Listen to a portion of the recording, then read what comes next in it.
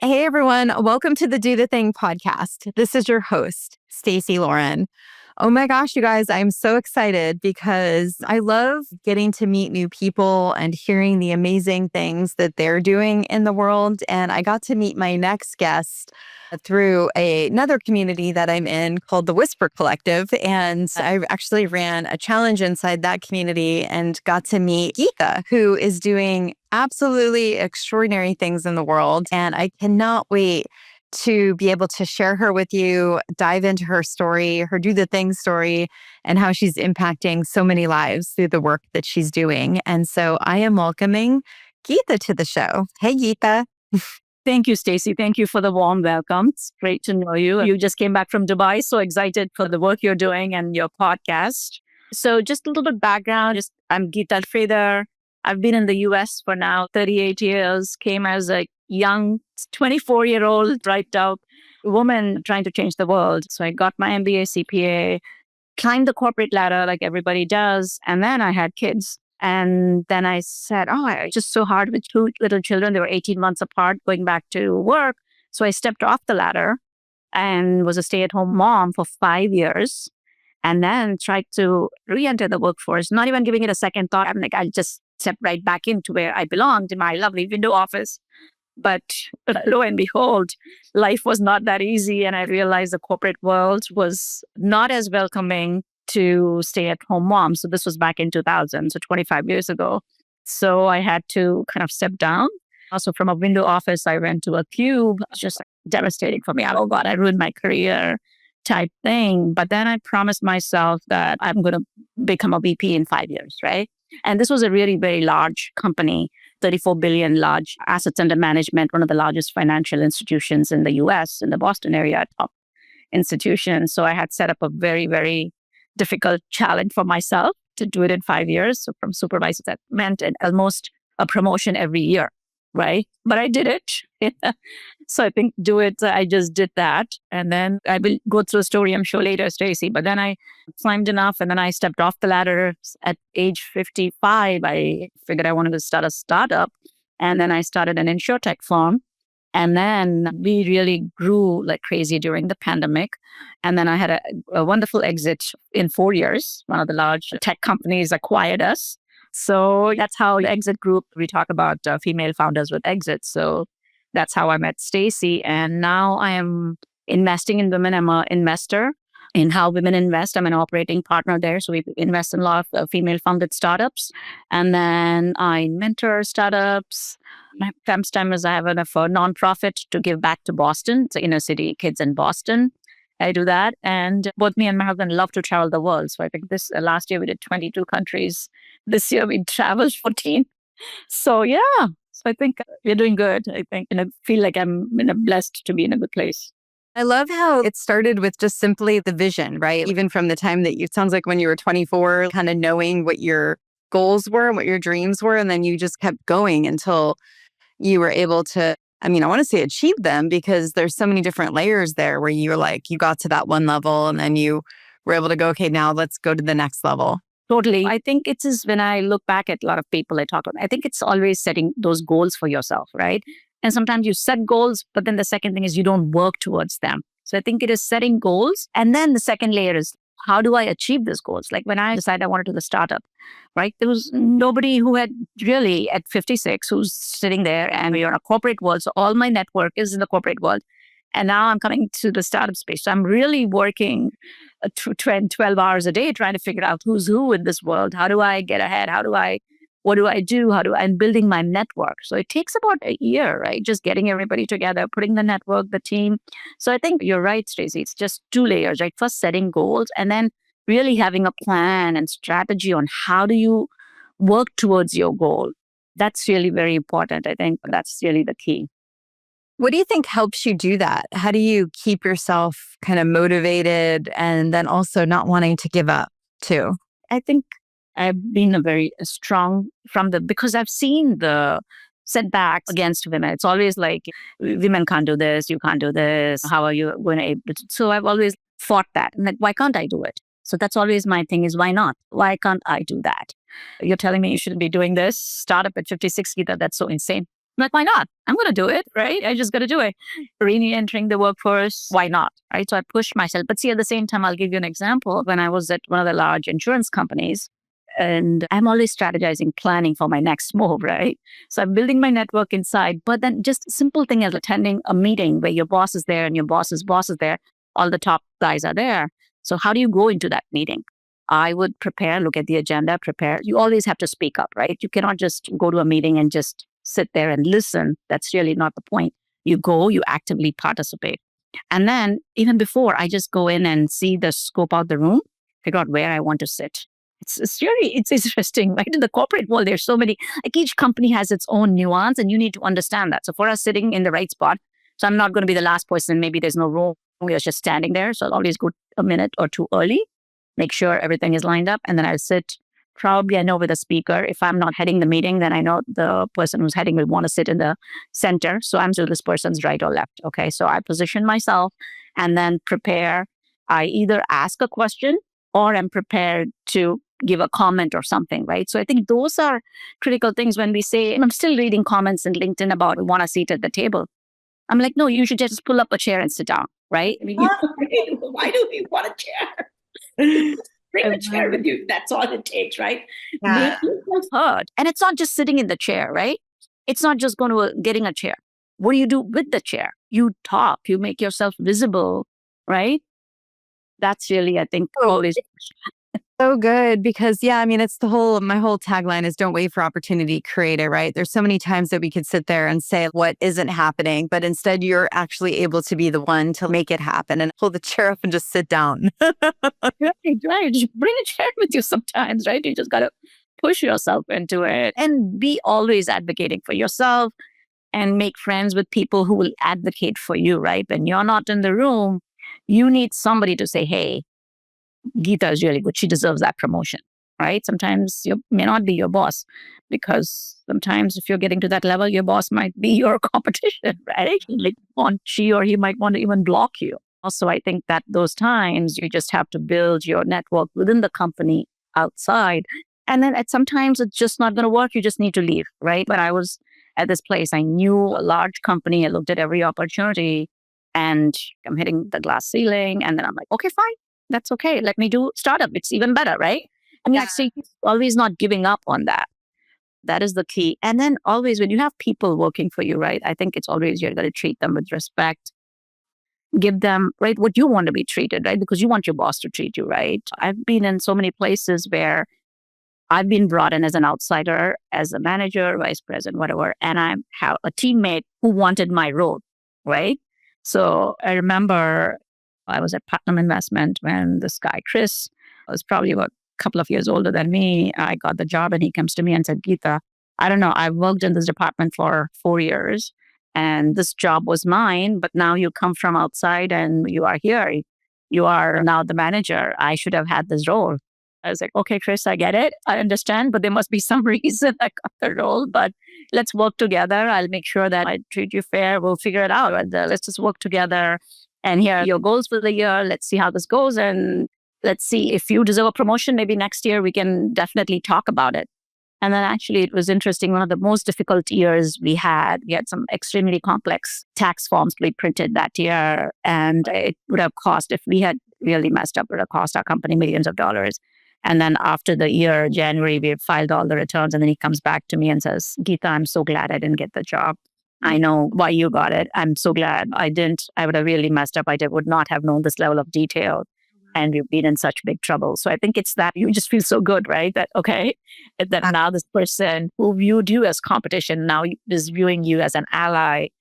And I think you have to, in the business world, you always have to learn to treat people right, understand where they're coming from, right? And treat them with respect and care. And as a boss, you always have to go over and beyond for your people. Stand up for them, just like you want your boss to stand up for you. You got to stand up for your people. Give them that extra day off. Your kid is sick, they call it. I'm like, just go work from home or just take half a day, just do your thing and then just come back and stop pushing them to say, oh, you have a deadline. I'm like, I'll take care of it. Don't worry. Just go do your thing. Right? I'll do that stuff today. I'll attend the meeting for you. I'll take notes. And then you see that it pays you back so much more, right? When you're there for your people, they will come there for you, right? That's one thing. And then being there for your boss, right? Because she's the one, you have to always, the thing here to learn is your job is to make your boss look good. Yeah. Because if he fails, your team is failing, right? Sometimes people don't get that, right? They're like, oh, I hate this boss. I'm going to do this thing to sabotage it. But when you do that, your whole department looks bad and that falls negatively on you. So your primary job is to make sure you make your boss look good and your team has to make you look good. Mm-hmm. I'd love to know more too about your company when you built that and then eventually sold it or got acquired. What was that like for you? Was that an industry that you knew ahead of time? Did you have to figure it out, or what kind of pieces was that involved? So I have worked in the insurance industry for a number of years. So we knew this was a problem that existed. So it was in the insurance technology space. It was a B2B market, and it was a very, very complex technology challenge we were solving. A lot of people had not been able to solve it. And so we had put together a really good tech team, and then we were able to solve the problem. And we started with just 3 small insurance. So it was a product where it was built towards the target market was insurance agents, commercial business. Kind of when you think about it, it's a complicated process, but very simple. Think of it, the simplest way to think of it is like Travelocity. You go in, enter the data, you say, I want to go from Boston to Miami, you enter the dates, and then the airline, you get the best airlines, right? So it's very similar product for commercial insurance, like insurance, Pizza Hut, pizza shops, mom and pop, coffee shops, whatever, small business, which insurance companies will only go insure with an agent. So we built a marketplace for the agents where they could enter the data once and get quotes from multiple companies.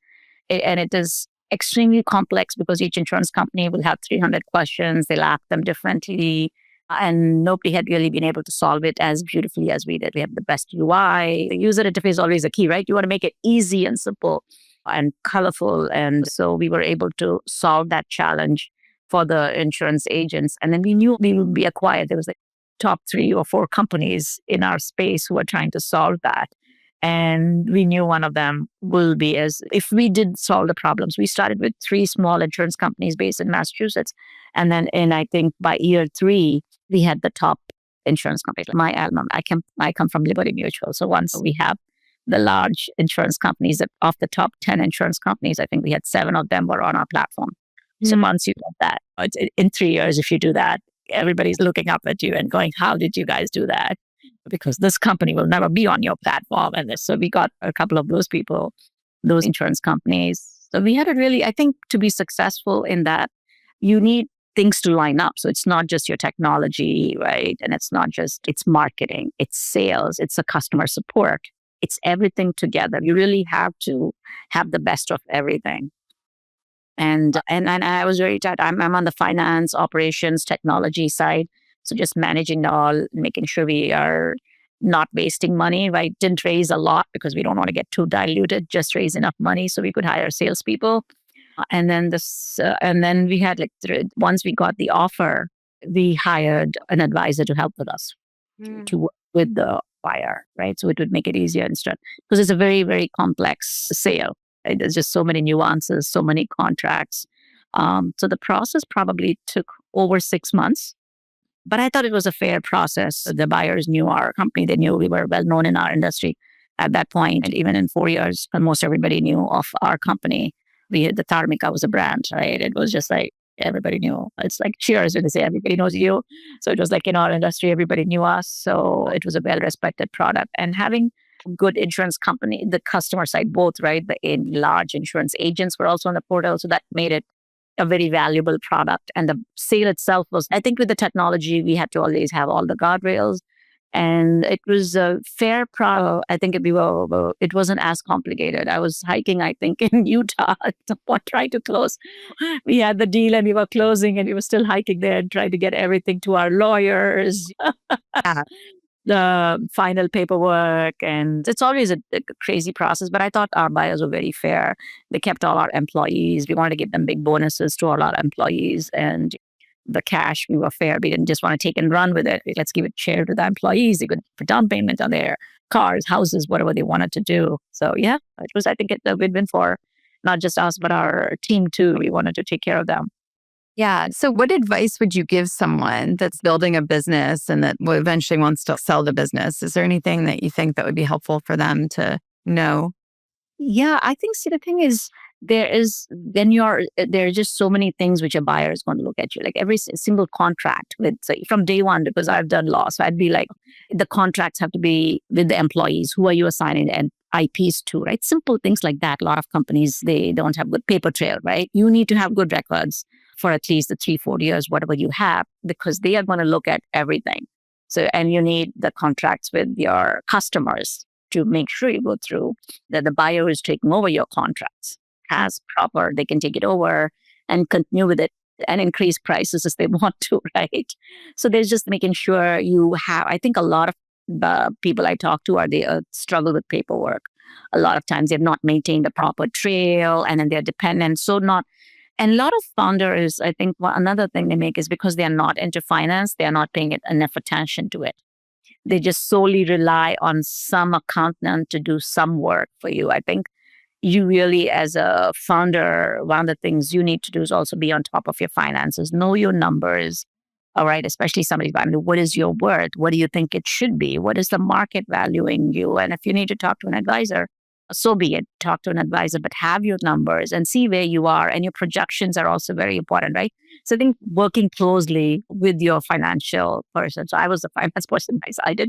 I wore probably 10 hats. I did a lot myself, but I'm wearing that multiple hats and making sure that you're working closely and making sure that when the sale is going through, it's not that your numbers are not there or whatever, and prepare for it. And then think about who the buyer would be and what is important to them, right? You're always thinking, if you want to sell at least a year before 2 years, you need to prepare and say, who could my potential buyers be? What is going to be the most important to them? Is this contract, the customers? Is it the revenue matters, or is it having this marquee customer? Once I get this, everybody wants this, right? Is it that? Or is it just going to be your ARR? Is it just going to be your revenue?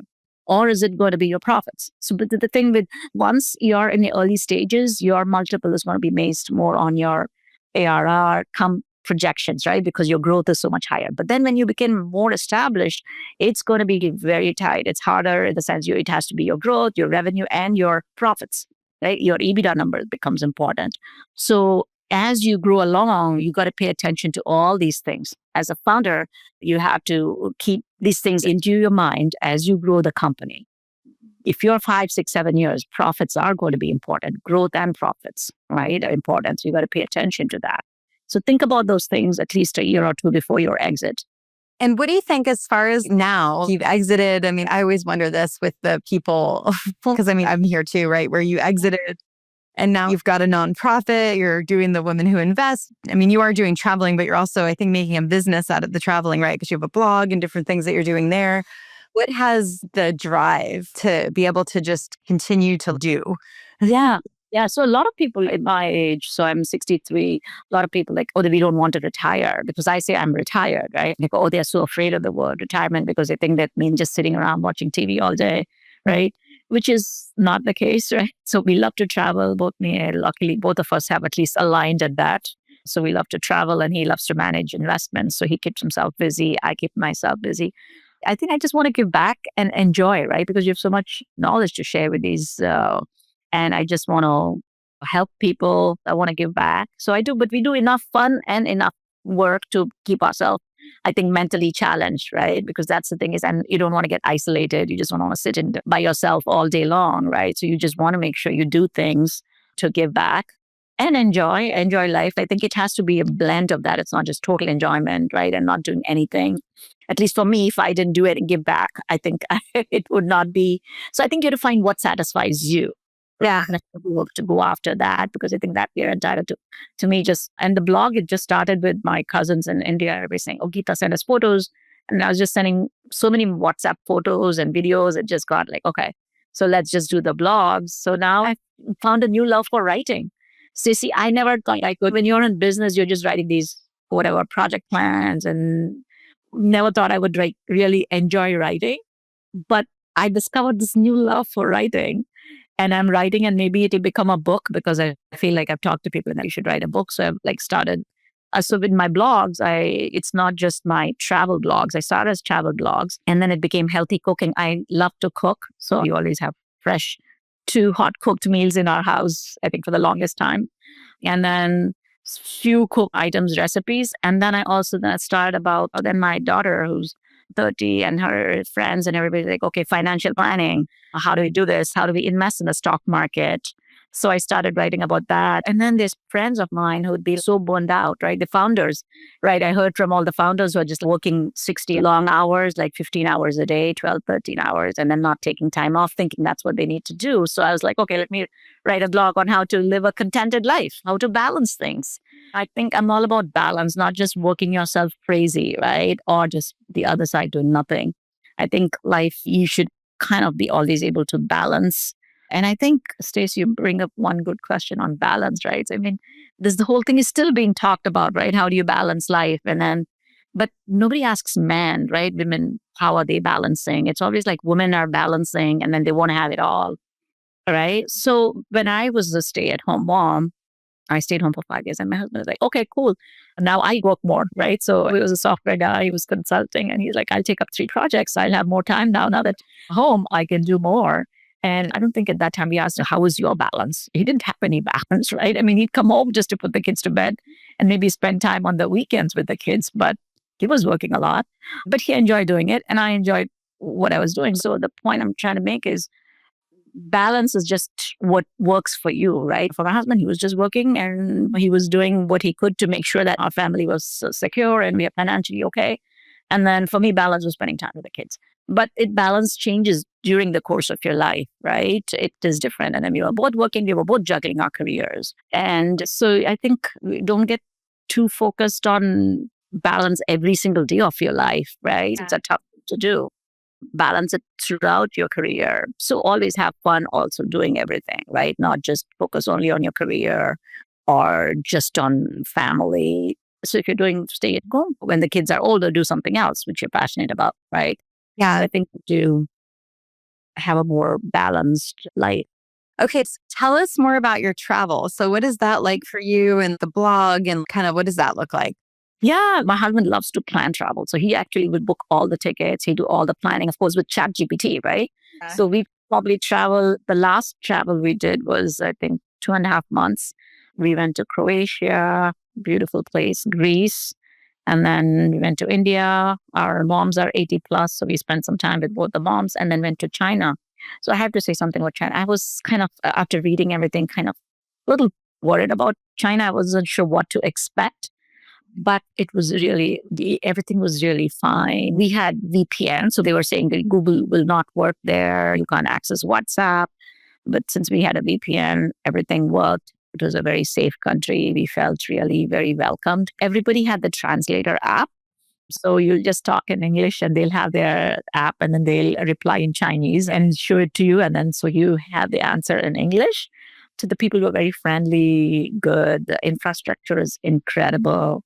So I think that's how most countries are, Stacey. I think we have all these. And then the other country I had to talk about is Jordan, right? We went to Jordan, which was really, this was probably earlier in the year, maybe February, March, when we were so close to Israel border and Palestine. And then I was like, really, do we have to go to Jordan? How is it going to be? But it was another incredible place. Jordan has all these beautiful hikes and things to see, historic places also, but it was also very safe. But you always, when you just get in your mind that, oh, it's not going to be safe, how is it going to be?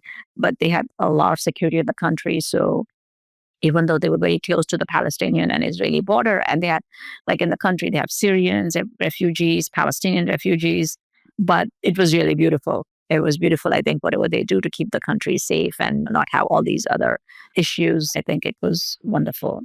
And then the other country I have to talk about is Botswana. We did the safari there, another beautiful country. What Botswana does is ecotourism. So that means it's kind of expensive to go there compared to South Africa because they want to limit the number of tourists. So probably the price 10 tourists would pay, they try to get from one. Because once you then have less number of tourists, then there's less waste and there's less resource usage, right? Beautiful though. We could see the lions walking within 3 feet of us. It was just incredible. So each country brings a different nuance to it. But I think everywhere in the world, I think people are friendly. They just want to live their life, Stacey. I mean, everybody just wants to take care of their family, like a majority of the people, right? Like in the US, everywhere in the world. They just want to live their life. Let me be. Let me be with my loved ones. Let me take care of my family and provide for them and my children and my parents. I think really that's the message, is the unifying message everywhere, is people, I think, they want the same things. Yeah. Wherever you want. It's so true. I noticed that when I was doing my street interviews, I would go to different places, to Italy and London and Paris and New York and even in San Diego. And that was the common thread, is we all have dreams, we all have goals, we have struggles. And it's really seeing, wow, we're all the same in so many ways, right? And how do you actually now connect people together so they could see that and see each other's differences and then talk to each other? Exactly. And social media, Stacey, to that point, was supposed to be that. Yeah. But we know where that has. But that's really, originally when it came out, that was the whole exciting piece about the social media. Right now we are so connected. But instead of connecting us, somehow it seems to be dividing us more, which is so unfortunate. That's my mission in life with the Do the Thing challenges. It's a way to connect people together because it creates safe spaces within different groups. But anyway, thank you. I'm just saying that so I remember. I'm like, that's a selling feature on the challenges for sure. So, okay, tell me about the women who invest and what does that look like? Yeah, awesome. Yeah. So Julia Abrams started this 4 years ago. So How Women Invest, it started off as really a group of women getting together and seeing that only 2% or 1% of the money, this is like 4 years ago, goes to female funded startups. Very small dollars go to female funded startups, and they want to change that, right? So this is the third fund we are raising, and we are investing solely in female founded startups. Your primary and your co-founder both have to be female. But it's a great democratization process where you go in as an investor. So minimum investment, you have to be a qualified investor. Like minimum investment is $25,000. And once you go in as an investor, you can become an advisor to these startups, mentor. So they have monthly calls where they'll do a screening for all the startups who have applied for funding. And then usually I've attended a lot of the monthly calls, and you don't have to, but if you have the time and you're an investor and you have the time, you can.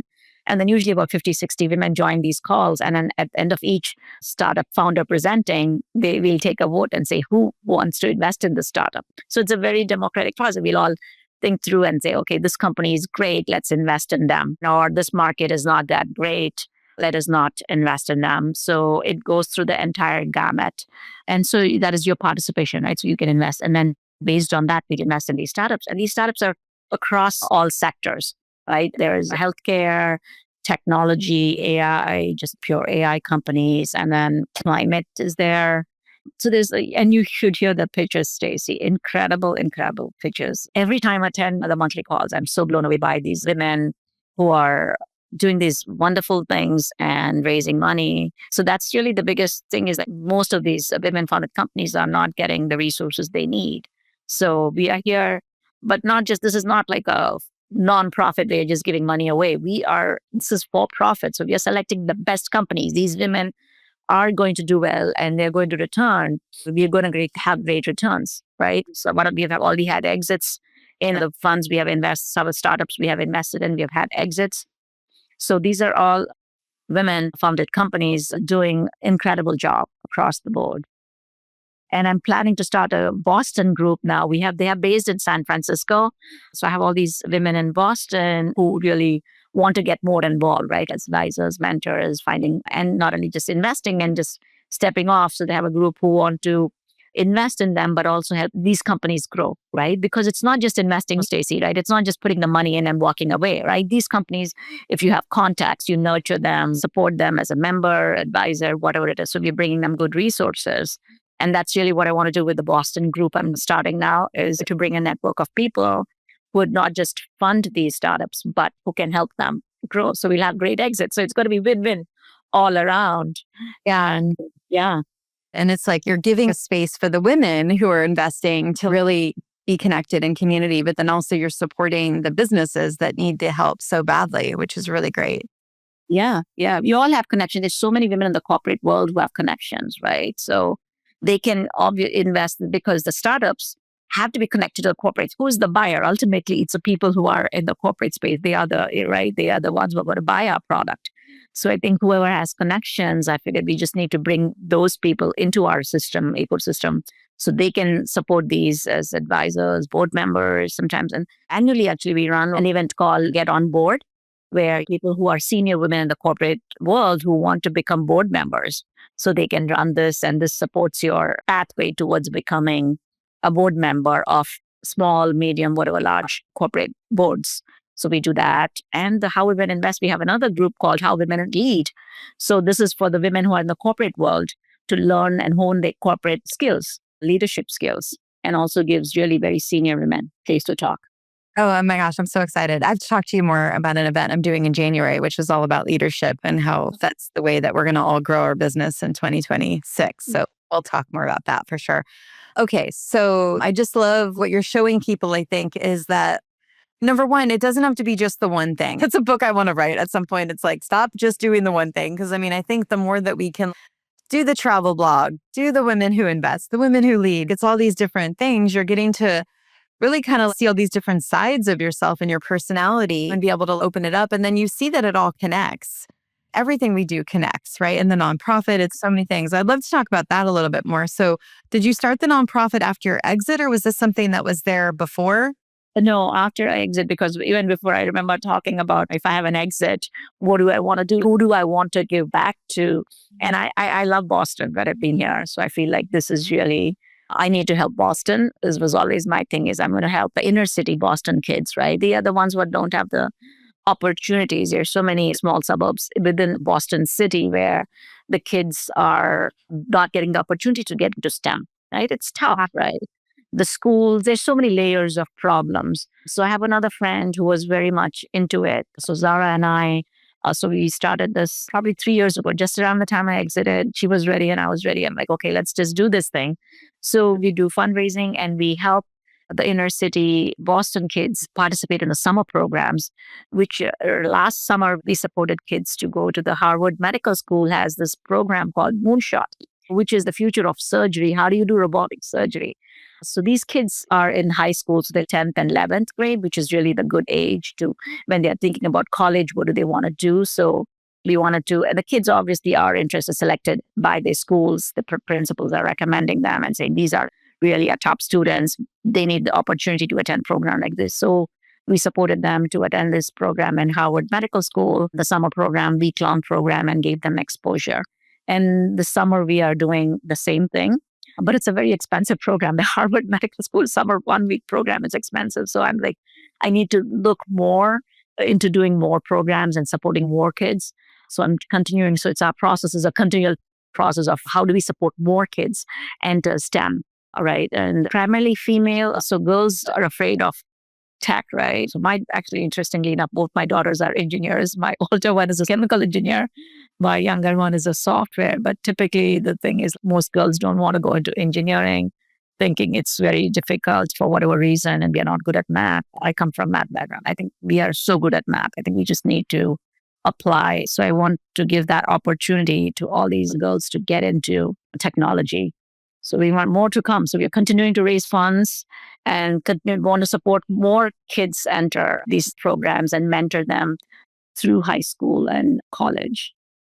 Well, you're the perfect example of doing the thing. You're the perfect example of giving back and really being able to help people find their voice too. And I loved the pulling up the chair and sitting down, and you were definitely the model of that. I would love to hear, what is your biggest piece of advice for people on doing the thing?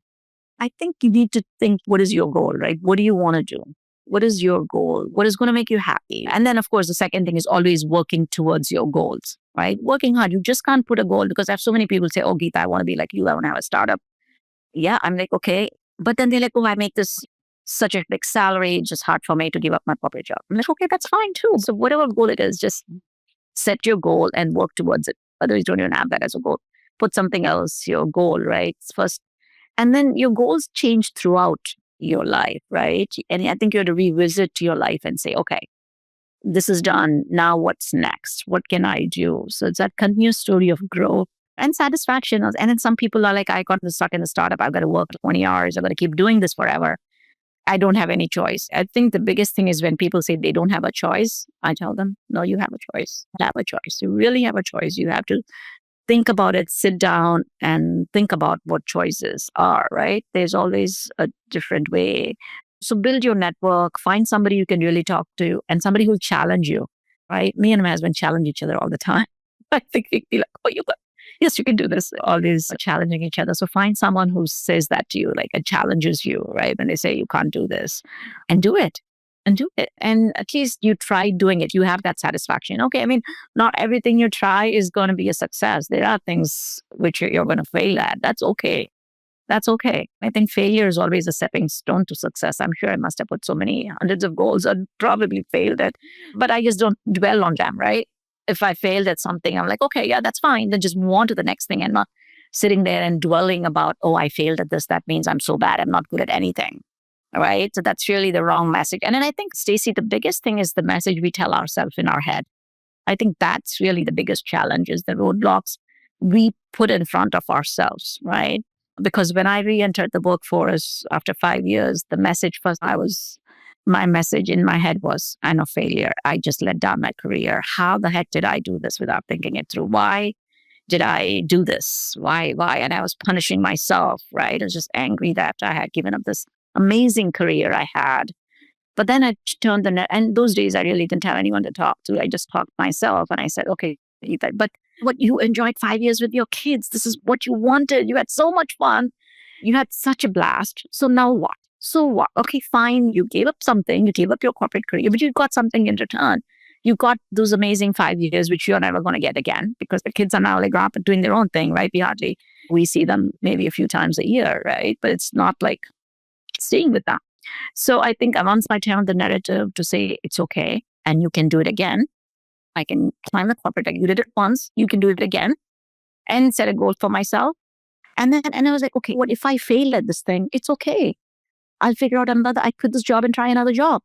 This is okay. I don't have a window office. I'm sitting in a queue. It's okay if I fail at this thing. Maybe something else will come along, but don't give up, right? So because I was this close to quitting that, and I'm like, I'm not quitting. I'm going to give it myself 6 months. And if I absolutely hate this job for 6 months, then I quit. But I'm not quitting today. Wow. Please share with people where they can learn more about you and the things that you're doing. Yeah. I don't Substack. I think it's Geet 024393 is my Substack handle. I'll probably send that to you. You can probably somehow add that. I'm on Substack that people can follow me. And I'm on LinkedIn. I post a lot on LinkedIn, which I enjoy. Now I feel like now I'm not representing anything. Before in the corporate world, in your startup world, you have this image you have to maintain and you just have to follow certain protocols you put in your own head. But now I feel I can post what comes to mind and sometimes I post a lot, sometimes not. But I'm on LinkedIn, Geetha Sreedhar, so they can follow me there or on my Substack. And I'm not intentionally not on Facebook and Insta. Yeah, that's good. Yeah. It's a choice I made. Right, sir. So smart. Well, thank you so much for coming on. I love the work that you're doing. Thanks for everything that you're doing for the world and being able to help people really be able to take action on their dreams and then also stay connected through communities that you're building too. Thank you, Stacey. This was so much fun talking to you. You're doing great work. Just giving us a voice is another great thing, right? I mean, you can have all these ideas, but giving people voices is a great service you're doing too. Love it. I enjoyed our conversation. Thank you so much. Thanks everyone for joining and do the thing. Don't wait for opportunity. Create it. And hey guys, did you check out my Facebook group yet? Go to dothethingcollaboration.com.